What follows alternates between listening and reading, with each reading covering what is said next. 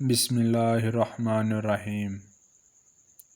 مولانا روم اپنی کتاب سحر العلوم میں حضرت داؤد علیہ السلام کے دور کا ایک قصہ بیان کرتے ہوئے لکھتے ہیں کہ ایک شخص بہت عابد اور متقی تھا۔ وہ ہر وقت اللہ تعالیٰ کی عبادت میں مشغول رہتا تھا۔ وہ جب بھی اللہ تعالیٰ کی عبادت کر کے فارغ ہوتا تھا تو اللہ تعالیٰ سے دعا کرتا تھا، اے اللہ، میں نے تیری بہت زیادہ عبادت کی ہے، تو مجھے وافر رزق عطا فرما۔ لیکن اس کو اسی وقت رزق نہ ملتا۔ اس نے اپنا ایک معمول بنا رکھا تھا کہ جب عبادت کرتا تو اس کے فوراً بعد اللہ تعالیٰ سے دعا کرتا تھا، اے اللہ، مجھے رزق عطا فرما۔ ایک دن اس نے اللہ تعالیٰ کی حمد و ثنا بیان کی اور اللہ تعالیٰ سے رزق طلب کرنے لگا کہ ایک گائے اس کے گھر میں آ گئی۔ متقی آدمی بہت زیادہ خوش تھا کہ اللہ تعالیٰ نے میری دعا کو قبول کر لیا۔ جو گائے میرے گھر میں داخل ہوئی ہے، یہ اللہ تعالیٰ نے مجھے رزق عطا کیا ہے۔ اس بندے نے گائے کو پکڑا، اس کو ذبح کر کے گوشت بنایا اور اس کا گوشت کھا کر فارغ ہوا ہی تھا کہ دروازے پر کسی نے دستک دی کہ میری گائے آپ کے گھر میں داخل ہوئی ہے، میں اپنی گائے لینے آیا ہوں۔ متقی آدمی اس کی گائے کہاں سے واپس کرتا، تو اس نے تو گائے کا گوشت بنا کر کھا لیا تھا۔ متقی آدمی نے گائے کے مالک کو کہا کہ گائے تو اللہ تعالیٰ نے مجھے میری عبادت کے صلے میں عطا کی، اسی لیے وہ گائے تو مجھے اللہ تعالیٰ نے بھیجی تھی، میں تو اس کو ذبح کر کے کھا گیا ہوں۔ وہ گائے اللہ تعالیٰ نے مجھے عطا کی تھی۔ گائے کے مالک نے متقی آدمی سے کہا کہ تو میرے گائے واپس کرتا ہے کہ یہ معاملہ حضرت داؤد علیہ السلام کی بارگاہ میں پیش کر دوں۔ عابد کہنے لگا کہ جاؤ، داؤد علیہ السلام کی بارگاہ میں یہ معاملہ پیش کر دو، مجھے اس میں کیا اعتراض ہو سکتا ہے۔ جب یہ معاملہ حضرت داؤد علیہ السلام کی عدالت میں پیش کیا گیا تو حضرت داؤد علیہ السلام نے گائے کے مالک اور متقی کی بات کو بڑے غور سے سنا۔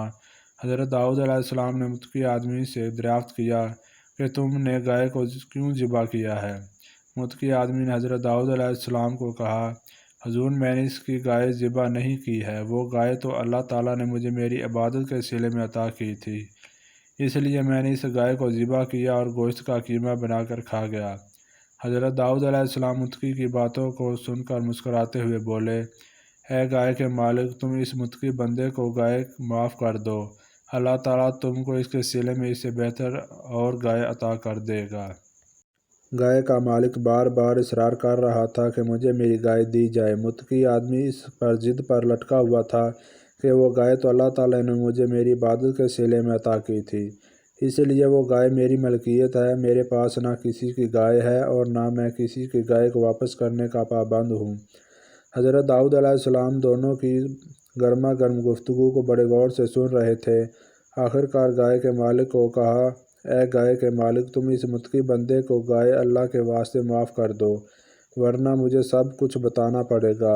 گائے کے مالک نے کہا، حضور، آپ بتا دیجئے، میں اپنی گائے اس کو کیوں معاف کر دوں؟ حضرت داؤد علیہ السلام نے حکم جاری کر دیا کہ صبح علاقے کے سب لوگ یہاں اکٹھے ہو جائیں، میں آپ سب کو حقیقت کا راز بتاؤں گا۔ صبح ہوتے ہی علاقے کے سب لوگ ہمراہ گائے کا مالک اور متقی آدمی حضرت داؤد علیہ السلام کی بارگاہ میں حاضر ہو گئے۔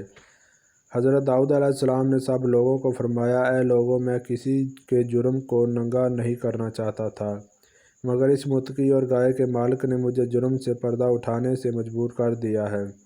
یہ جو گائے کا مالک ہے، یہ اسی متقی بندے کے والد کا غلام ہوا کرتا تھا اور اسی متقی کا باپ بہت ہی دولت مند تھا۔ اس وقت گائے کے مالک کے پاس جو بھی جائیداد اور جانور ہیں، وہ سب متقی بندے کے باپ کی تھی۔ یہ گائے کا مالک متقی کے باپ کے پاس ایک چھوٹا سا غلام ہوا کرتا تھا۔ ایک دن اس متقی کا باپ اور اس گائے کے مالک کے پاس آیا۔ متقی بندے کے والد کے پاس بہت زیادہ رقم تھی۔ جب گائے کے مالک نے دیکھا کہ میرے مالک متقی کا باپ کے پاس کافی رقم ہے، گائے کے مالک نے لالچ میں آ کر متقی بندے کے والد کو قتل کر دیا۔ اس گائے کے والد نے متقی بندے کو ایک درخت کے نیچے دفنایا تھا۔ اس کے بعد یہ گائے کا مالک ساری رات دولت کا مالک بن گیا۔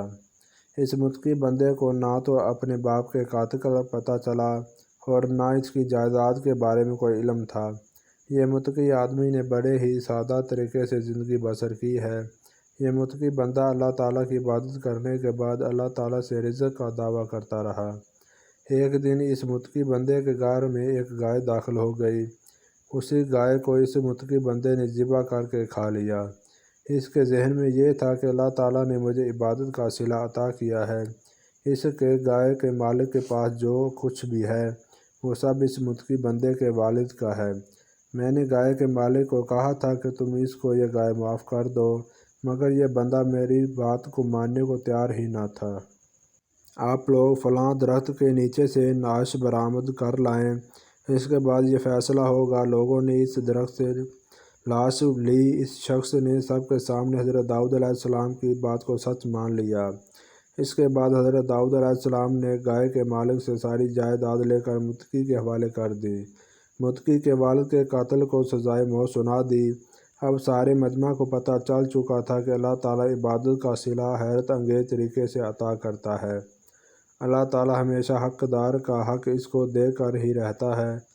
دیکھو اللہ تعالیٰ نے ایک مالک کو اس کا حق کس طرح سے عطا کیا اور قانون کے مطابق مجرم کو سزا کا بھی حقدار ٹھہرا دیا۔